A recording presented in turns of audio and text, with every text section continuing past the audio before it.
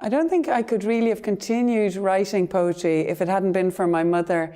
When I was about 8 or 9, I started to fill notebooks with poems and stories. And I remember one day I'd written a really brilliant poem called "My Monster's Name is Groggles, who had toes that like to woggle, and he ate bread and jam and babies that sat in their pram." And it was a childish poem, and I kind of picked it up when I'd finished and I scrunched it up and threw it away. But I remember my mother coming into the room and picking it up, and she read it, and she did a really crazy thing. She actually ironed it and she sent the poem off.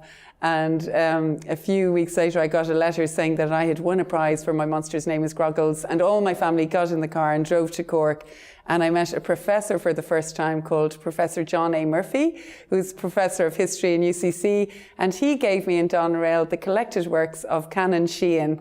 And I was 9 years of age. So this was my first prize for writing poetry. But the poet Gillian Clarke, the Welsh poet, says that everyone needs somebody to say yes to them.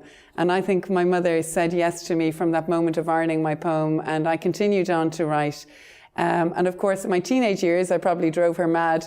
So when I wrote this poem, which I want to read, called Mother, I was thinking of all the kindness that she has given me in my life. Mother. Mother, there is a room in my head to which you often come. Orchid gifts wet with rain in one hand, in the other, your love. Wrapped up in a cut-out newspaper piece you'd saved just for me. Or maybe sealed tight in irregular pots of homemade orange jam. You come in and we quickly leave behind the thorny rose gardens of our grown-up fights. I smooth out the creases in your gentle face I know I've often caused, while you, keeping me from the shabby coldness of this outside world, put the last stitch on my coat.